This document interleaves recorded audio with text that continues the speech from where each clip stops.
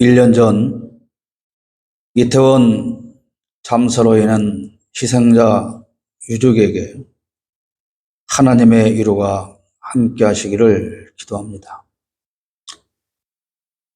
작년 이태원의 헬로윈 축제에 참석했던 외국인을 포함한 우리 국민 159명이 참사로 목숨을 잃었습니다. 그리고 오늘로 꼭 1년을 맞이하고 있습니다. 1년 전 토요일 밤과 주일 새벽에 일어난 참사에 관해 전혀 사실을 알지 못했는데 다음 날 이른 아침 주일 예배를 준비하면서 듣게 된 참사 소식으로 넋을 잃을 뻔했던 기억이 납니다. 사랑하는 금지옥엽 같은 자식과 가족과 친구를 일순간에 저 세상으로 보내고 삶의 의미를 잃은 수많은 유가족은 아직도 거리에서 시간을 보내고 있습니다. 1년이 지났지만 대통령을 비롯한 말단에 이르기까지 책임져야 할 공무원 중 누구 하나도 자신의 책임이라고 말하는 사람은 없고 사과하는 사람도 없습니다. 서울시청 앞 광장에 설치한 분향소를 철거하라고 압박하다가 안 들으니까 매일 사용료를 부과하고 있는 서울시장이 결국 2,900만 원의 사용료를 받고 나서야 이번 추모 행사를 허락했다고 합니다. 그러면서 엄청난 시혜를 베푼 것처럼 생색을 내고 있지만 앞으로도 1억 원 이상을 더 추징할 것이라고 합니다. 엊그제 방송에서 당시 현장에서 구조활동을 했던 소방관을 인터뷰했습니다. 그런데 그 소방관은 아직도 한 사람이라도 자기가 더 구하지 못한 죄책감에 시달려 제대로 잠들지 못한다며 울먹였습니다. 그는 국민을 구하는 것이 공무원의 할 일이라고 말했습니다. 그런데 왜 이렇게 일개 소방 공무원만 죄책감에 시달려야 할까요? 대통령과 국무총리와 장관과 서울시장과 경찰청장 등은 왜 아무런 책임감이 없을까요? 행안부 이상민 장관은 국감에 나와서 이미 진상은 다 규명되었다. 그렇게 말을 합니다. 그래요? 그러면 진상이 다 규명되어서 어떤 원인이 밝혀졌다는 것입니까? 여러분은 들어보셨습니까? 경찰이 수사하면서 서울경찰청장을 기소하려고 의견을 보냈는데 대검찰청에서 반대하고 나서서 결론을 내지 못한다고 하지 않습니까? 그리고 그 서울경찰청장은 며칠 전 인사에서 보란듯이 유임되었습니다. 아무리 많은 국민이 죽어도 그 책임자가 책임지지 않았어도 대통령의 측근이거나 대통령이 보호하려고 하는 사람은 어떠한 처벌도 받지 않습니다. 해병대 사병 사망 사건에서도 똑같은 일이 일어나고 있습니다. 처음에 해병대 수사단장이 옳다고 말했던 그 해병대 사령관은 이제 와서 말을 바꿉니다. 그 수사단장이 잘못한 것이다. 항명이 맞다. 그렇게 말을 합니다. 별 3짜리 가장 용감하고 정의롭다는 해병대 사령관이 비겁하게 똥별 3개를 달고 그 자리에 연연하고 있습니다. 사람이 죽었어도 그 권력의 자리에 앉아 있는 것이 가장 중요하다고 하는 비겁한 인간들이 수두룩합니다. 용산구청장은 내가 신이냐? 신도 아닌데 어떻게 그런 참사를 예측하고 대비할 수 있느냐라고 경찰 조사에서 말했다고 합니다. 우리는 공무원이 신이 되기를 바라지 않습니다. 다만 인간이기를 바랄 뿐입니다. 이상민 행안부 장관은 헌재에서 탄핵안에 대한 기각 판결을 받더니 그것이 무슨 아무런 죄도 없다고 판단해 준 것처럼 뻔뻔하게 낯짝을 들고 돌아다니고 있습니다. 죄와 책임이 없다는 것이 아니라 죄와 책임은 있으나 그것이 장관 자리에서 내려와야 할 정도는 아니다라고 하는 것이 헌재의 판결입니다. 길거리에 모포로 덮어놓은 질비한 시신들, 어느 병원 복도의 짐짝처럼 버려졌던 그 많은 시신의 모습이 아직도 뇌리에서 떠나지 않습니다. 다음날 참사 현장을 찾은 대통령이라고 하는 인간은 여기에서 그 많은 사람이 압사했다고? 뇌진탕으로 죽었겠지 라고 씹으렸습니다. 그러고는 일방적으로 애도 기간을 선포하고 영정사진도 위패도 놓지 못하게 하고 국화, 꽃만 가득한 빈수라는 곳을 매일 찾아다니면서 조문하는 쇼를 국민에게 보여줬습니다. 한 번도 절규하는 유가족을 만나지 않았고 어떠한 대책도 세우지 않았으며 진상규명도 하지 않고 있습니다. 추모대회에 오라고 초청장을 보냈더니 아주 심히 불쾌하게 여겼다고 합니다.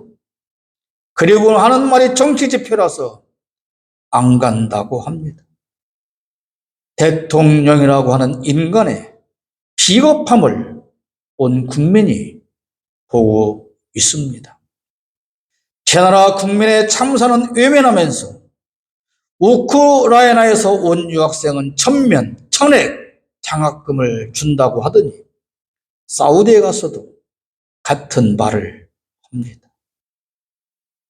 여러분, 해외에서 유학을 올 정도의 학생 집안이라면 그만한 돈이 있으니까 유학을 보내는 겁니다.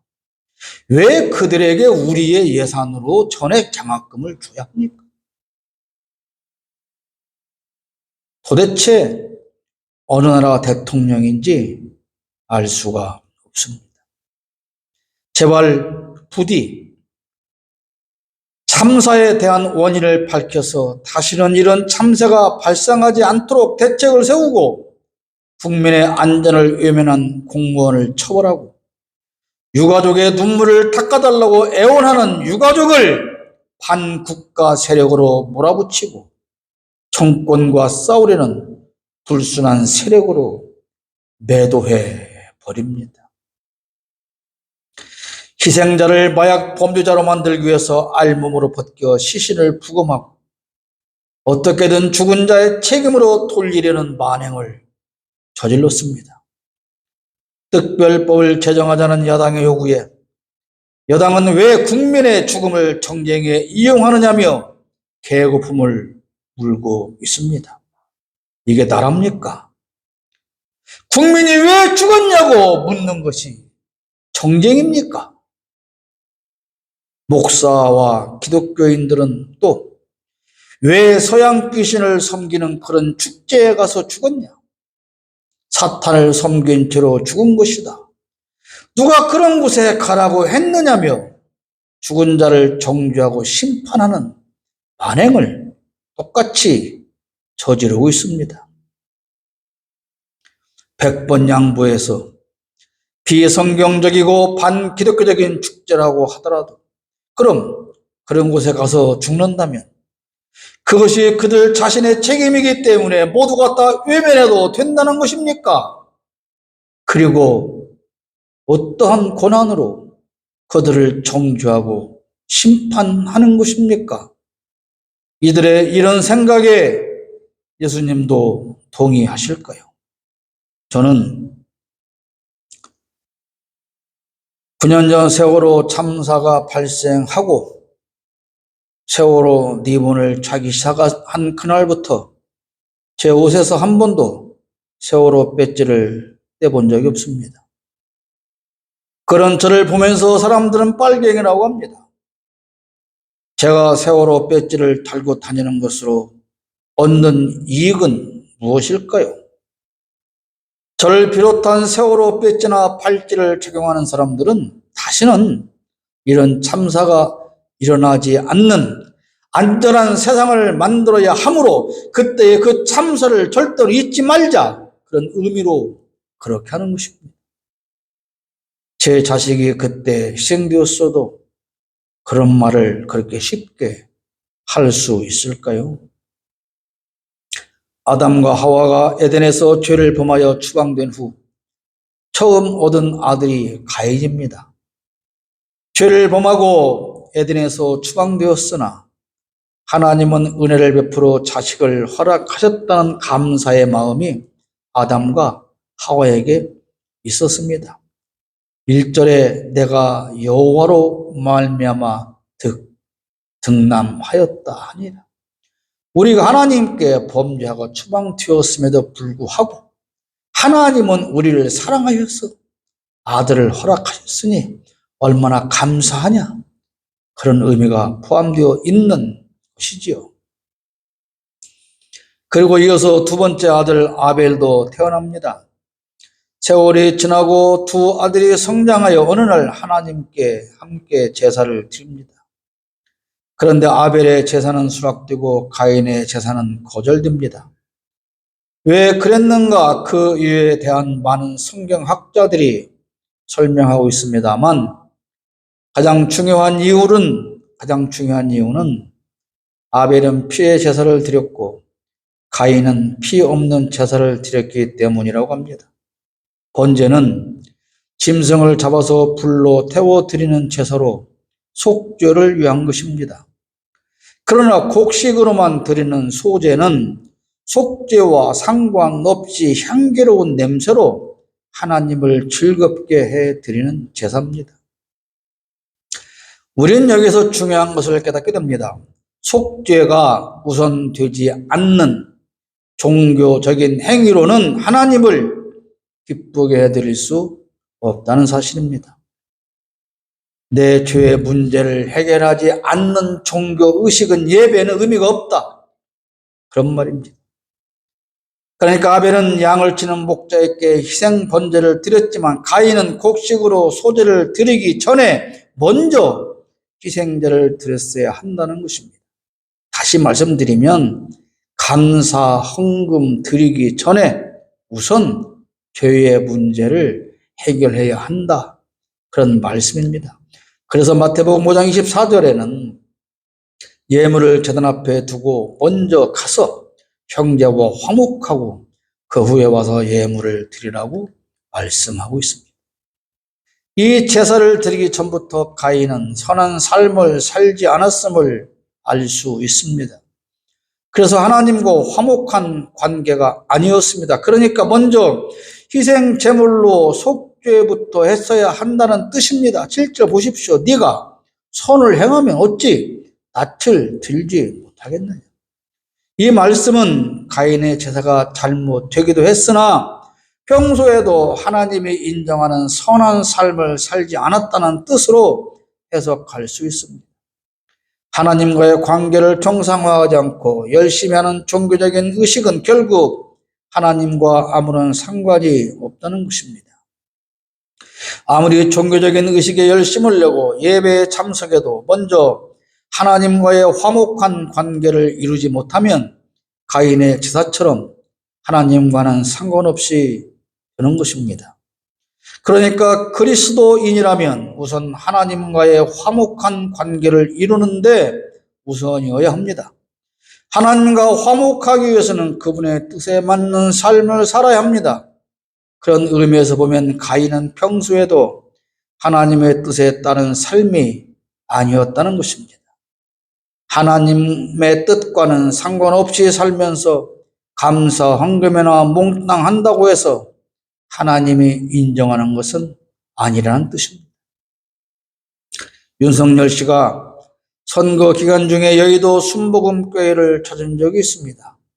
마치 몽둥이를 들듯 그렇게 성경책을 덜렁덜렁 들고 어기적거리며 예배당으로 향하던 모습을 우리는 다 보았습니다.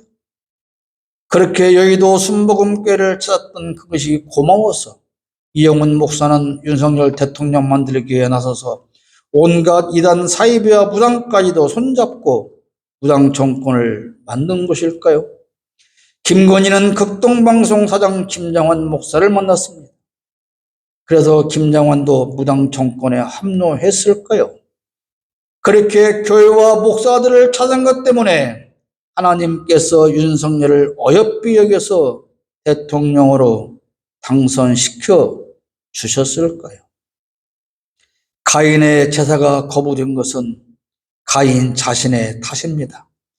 그런데 가인은 자신의 책임을 인정하지 않고 엉뚱하게도 아벨한테 책임을 전가하고 아벨을 쳐 죽입니다. 자기 탓을 인정하지 않고 분노하며 아벨을 살해합니다. 우리나라 무역 적자 순위가 세계 208개 국가 중에서 200위로 내려앉았다고 합니다. 기가 막히지 않습니까? 208개 국가 중에 200등. 북한은 108등입니다. 우리는 1년 전과 비교해서 무려 198계단이나 내려갔다고 합니다. 올해 거둬야 할 세금은 60조를 못 거뒀고 물가는 하늘 높은 줄 모르고 코스피는 2300선이 무너졌습니다. 우리나라의 경제 성장률은 1%라고 합니다. 물가 상승률을 따지면 마이너스 성장입니다. 온 국민이 못 살겠다고 아우성인데 윤석열 정권은 이 모든 원인이 다 전 정권에 있다고 합니다. 신기하게도 더 늘려야 할 부분만 콕 집어내서 그 예산은 다 삭감해 버립니다.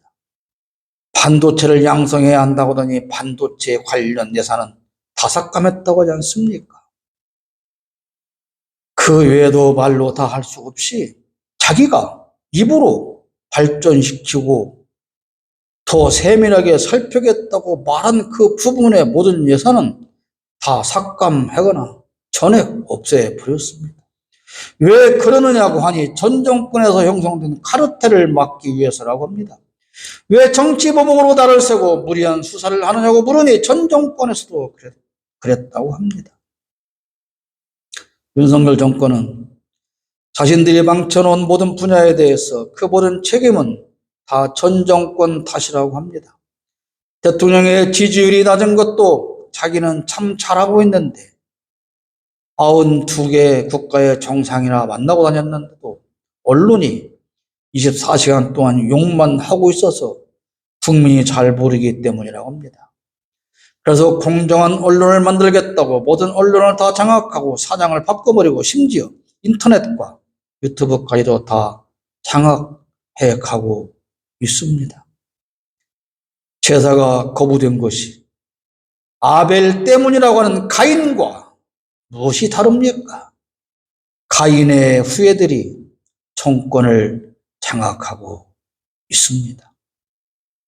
가인의 후예들이 교권을 장악하고 있습니다. 이태원 참사를 기록한 다큐멘터리 영화를 우리나라에서는 보지 못한다고 하지 않습니까? 외국에서 제작해서 세계 어디서든 볼 수 있는데 당사자인 우리나라에서만 어떤 방법으로도 볼 수 없게 통제해버렸습니다. 자기들의 잘못이 없고 떳떳하다면 왜 그렇게 통제를 하는 것일까요? 대한민국이 어쩌다가 중국과 어깨를 나란히 하는 수준의 국가가 되었단 말입니까? 그러나 두고 보십시오. 조금만 지나면 우리 국민 모두가 다 이 영화를 보게 될 것입니다. 강제로 통제한다고 막아지는 세상도 아니고 그런 나라도 아니고 그런 국민도 아닙니다. 제가 여러분에게 링크를 보내드렸듯이 이미 일부 영상은 우리가 볼 수 있습니다. 그런데 그 일부 영상, 10분도 안 되는 영상을 보면서도 저는 다 볼 수가 없습니다. 그 폭에 차곡차곡 쌓여진 그 아래서 시신을 아무리 잡아당겨도 꺼낼 수 없는 그런 모습을 보면서 너무도 기가 막혔습니다. 대통령 선거에서 겨우 0.73% 차이로 간신히 이겼는데 하마터면 당선되지 못할 뻔했는데 그 이유가 이재명 때문이고 부산저축은행 사건 수사를 제대로 하지 않았다고 거짓 뉴스를 기획해서 뿌린 탓이라고 합니다. 그리고 또 대통령의 명예를 훼손했다며 보도한 언론사를 압수수색하고 있지 않습니까? 대통령은 왕이다. 그런 뜻입니다. 대통령은 모든 국민의 명예를 아무리 훼손하고 짓밟아도 상관이 없고 하늘 같은 국민이 객관놈의 명예를 좀 훼손했다 손 치고 다 범죄자로 몰아가는 지는 왕이라는 것입니까? 검사가 거짓된 내용을 영장 청구서에 기재해서 판사를 속이고 압수수색 영장을 받아냅니다. 구속영장도 마찬가지로 허위사실과 왜곡한 내용으로 기재해서 판사를 속입니다. 그러나 자기 편은 확실한 혐의 사실도 공소장에서 빼버리고 또 판사를 속여서 가벼운 형을 받거나 무죄로 만들어 버립니다. 양평 고궁지구 김건희 오빠 대통령의 처남을 기소해서 재판에 넘기면서 공소장에 가장 중요한 도대체 얼마를 튀겼고 어떻게 거짓말했느냐 하는 내용을 아예 쓰지도 않았다는 거 아닙니까? 그럼 재판 받으면 뭐합니까? 무죄 받을 거 아닙니까? 미국에 가서 우리 국회의원들 새끼들이라고 하고 바이든이 쪽팔려서 어떡하나라고 제 말을 그대로 보도했다고 그 방송사를 적으로 돌리고 자기가 잘못한 실수를 보도하면 그것은 다 자기를 반대하는 공산주의 세력의 선동이라고 해버립니다. 마치 평소 자기의 잘못으로 제사를 거부당한 가인이 아무런 상관이 없는 아벨에게 책임을 전가하고 그를 쳐 죽였듯이 그렇게 살고 있는 사람이 바로 윤석열 대통령과 여당이고 정부와 검사와 판사들 아닙니까, 여러분? 그리고 기회만 있으면 나라 안에서든 외국에서든 자기를 지지하지 않는 세력에 대해서 분노를 폭발합니다. 오늘 6절 말씀 보십시오. 여호와께서 가인에게 이르시되 네가 분하여 함은 어찌 됨이며 안색이 변함은 어찌 됨이냐. 대통령이라는 사람이 그 어떤 것에도 책임지지 않고 모든 것의 원인을 다 힘없는 말단 공무원과 전 정권에 돌립니다. 하나님께서 범죄한 가인에게 묻습니다. 9절 말씀에 네 아우 아벨이 어디 있느냐? 그랬더니 그가 가로되 내가 알지 못합니다. 내가 내 아우를 지키는 자입니까? 그렇게 가인이 말합니다. 하나님은 다 알고 있는 사실에 대하여 가인은 거짓을 말합니다. 많은 사람이 우리나라 대통령에게 입벌구라는 별명을 지어줬습니다. 입만 벌리면 거짓을 말하고 그가 하는 모든 말은 거짓말이라는 뜻입니다. 지난번 서울 강서구청장 선거에서 패배한 후에 반성한다. 인연보다 중요한 것은 민생이다.